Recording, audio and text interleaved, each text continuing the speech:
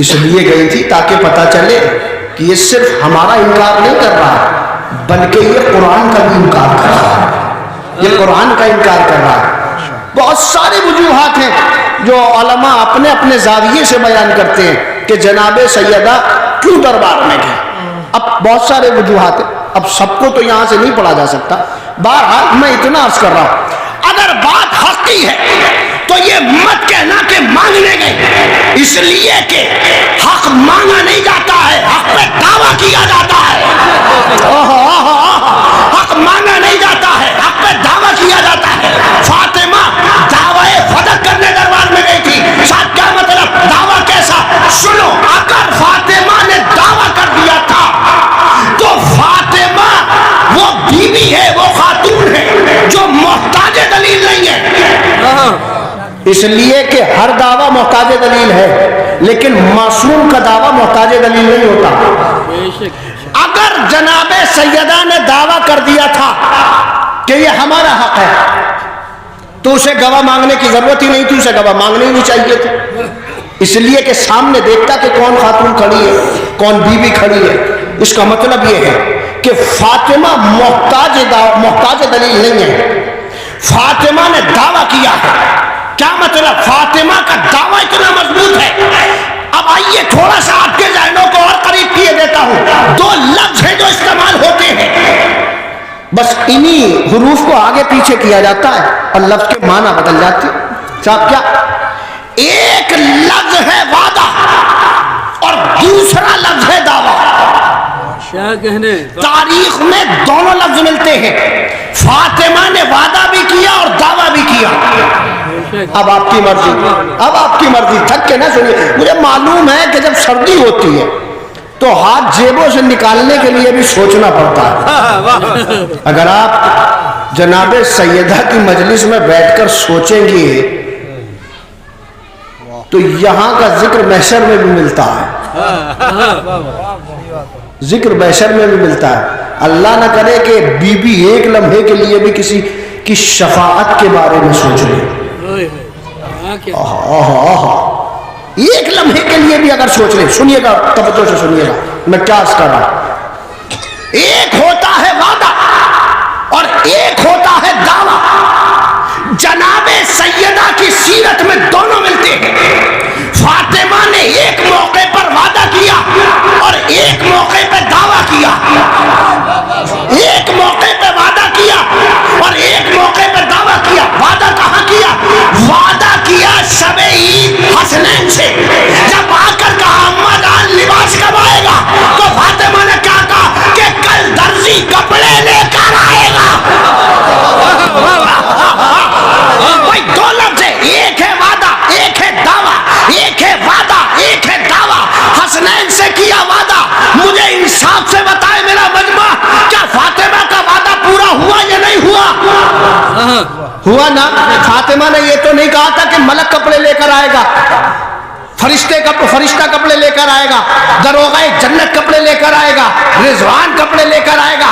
سیدہ نے کیا کہا تھا؟ درزی کپڑے لے کر آیا۔ آپ سب جانتے ہیں کہ کپڑے لایا کون، اور اس نے آ کر کہا کیا؟ لایا فرشتہ رضوان جنت، در سیدہ پہ کھڑا تھا، آ کر کیا کہا؟ انا خیاط الحسنین، حسنین کے درزی آیا ہے۔ فاطمہ نے کیا کہا تھا کہ کل درزی کپڑے لے کر آئے گا۔ انصاف سے مجھے بتائیں، کیا مدینے کی کسی مارکیٹ سے کپڑا خریدا گیا تھا؟ کیا کسی درزی کے یہاں سلنے کے لیے دیا گیا تھا؟ نہیں نا۔ فاطمہ نے فقط اپنی زبان سے کہا، اس لیے کہ یہ بی بی محتاج صداقت نہیں ہے۔ کائنات کی بہت سی بنائی ہوئی صدیقہ ہوں گی جو محتاج صداقت ہے، آپ کی مرضی۔ کائنات کی بہت سی صدیقہ ہوں گی جو محتاج صداقت ہے، لیکن فاطمہ محتاج صداقت نہیں ہے، مختار صداقت ہے۔ اللہ اکبر، اللہ اکبر۔ بھول نہ جائیے گا کہ عزائے فاطمیہ کی مجلس میں بیٹھے ہو۔ سنو، فاطمہ نے کیا کیا؟ وعدہ کیا۔ بتاؤ فاطمہ کا کیا ہوا وعدہ پورا ہوا یا نہیں ہوا؟ میاں مسلمانوں، تمہیں تو یہی سوچ لینا چاہیے تھا، جس بیوی کا وعدہ اتنا پکا ہے، ارے اس کا دعویٰ کتنا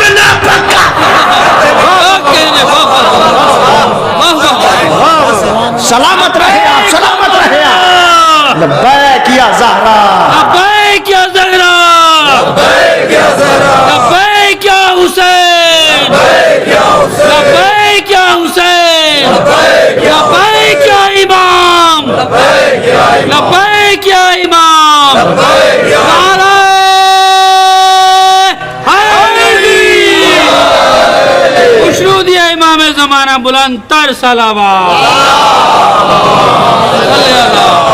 جس بیوی کا وعدہ اتنا پکا ہے، اس کا دعویٰ کتنا پکا ہے. اب اگر بیوی گئی تھی تو وہ محتاج دلیل نہیں تھی.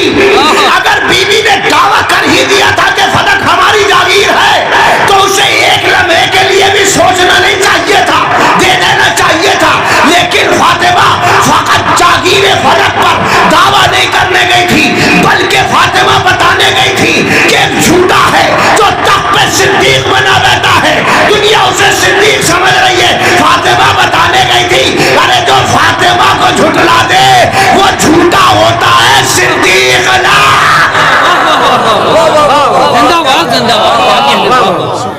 وہ جھوٹا ہوتا ہے، صدیق نہیں ہوتا.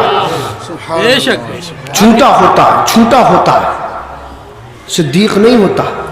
دنیا نے اپنی طرف سے صدیق اور صدیقہ بنائے، لیکن ایک بات یاد رکھنا، امت کے صدیق اور صدیقہ اور ہیں، لیکن نبوت کے صدیق اور صدیقہ اور. امت کے صدیق اور صدیقہ اور ہیں، نبوت کے صدیق اور صدیقہ اور ہیں. کیا مطلب؟ فاطمہ کیوں گئی تھی دربار میں؟ یہ بتانے کے لیے کہ ہم کتنے سچے ہیں. اس لیے نہیں گئی تھی کہ فاطمہ دربار میں جا کے بتائیں کہ ہم کتنے سچے ہیں، بلکہ فاطمہ یہ بتانے گئی تھی جو بھی ہمارے مقابلے پہ آ جائے وہ کتنا بڑا جھوٹا ہے.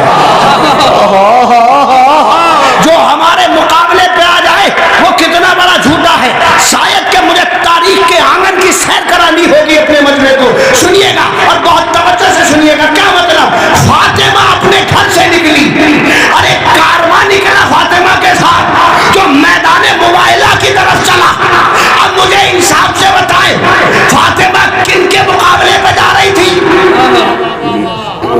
جی عیسائیوں کے مقابلے پہ. آپ انصاف سے بتائیں کہ عیسائیوں نے مباہلہ کیا؟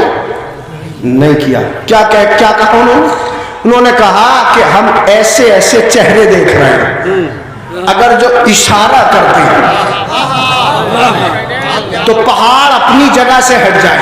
اگر اشارہ کر دے تو پہاڑ اپنی جگہ سے ہٹ جائیں. اس کا مطلب یہ ہے کہ فاطمہ آج گھر سے نکلی تھی. اب یہ تو کہہ دیا جاتا ہے صاحب ہماری بیٹیوں پہ کیوں پابندیاں لگا رہے ہو؟ ارے شہزادی بھی تو گھر سے باہر نکلی تھی. میں نے کہا اچھا، اگر شہزادی کے گھر سے نکلنے کو دیکھ رہے ہو تو شہزادی کی شان دیکھو کہ کس شان سے گھر سے نکلی تھی. میں عورتوں کے گھر سے نکلنے کے خلاف نہیں ہوں. سنو، عورتوں کو گھروں سے نکالو، اچھے اچھے اسکولوں میں بھیجو، اچھے اچھے کالجوں میں پڑھاؤ، اپنی بیٹیوں کو اس قدر تیار کرو اور اس قدر تربیت دو اور اس قدر پالو کہ انہیں پتہ تو چلے کہ ہمیں ایک دن عیسائیت کے مقابلے ایک دن بہت بڑا پیغام ہے جو سہل الفاظ میں آپ کے حوالے کرنے جا رہا ہوں. انہیں کہ ایک دن عیسائیت کے مقابلے پہ آنا ہے. فاطمہ گھر سے نکلی ہے، فاطمہ کے گھر سے نکلنے کی شان دیکھو کہ آیت کے سائے میں نکلی ہے. فاطمہ کی شان ہی نرالی ہے. گھر میں رہی تو قرآن کی آیت کے سائے میں، حجرے میں رہی تو قرآن کی آیت کے سائے میں، چادر میں گئی تو قرآن کی آیت کے سائے میں، میدان میں نکلی تو قرآن کی آیت کے سائے میں. فاطمہ نے قرآن کی آیت کے سائے میں گھر سے نکل کے بتایا کہ عورت کا گھر سے نکلنا ہے وہ نہیں ہے، قرآن سے نکلنا ہے.